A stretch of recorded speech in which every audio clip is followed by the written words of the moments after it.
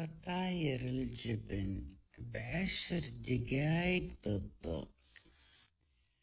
إعدادها سهل وطهي سريع وما تحتاج عجن، وبنفس الوقت لذيذة جدا.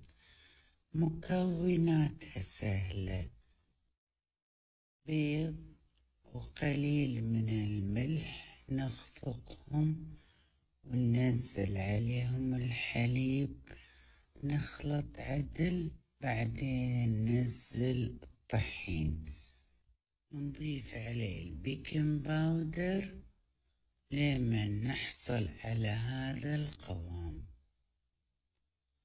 شنو أجبان عندكم تحطونها؟ أنا حطيت موزاريلا وشدر، تقدرون تحطون قشقوان وبارميزان. ندهن المقلة شوية زيت أو زبدة ونحط كمية على المقلة، نوزعها بالملعقة ونغطيها لمن تاخذ اللون الأحمر من الأسفل. نقلبها ونرد نغطي راس المقلة.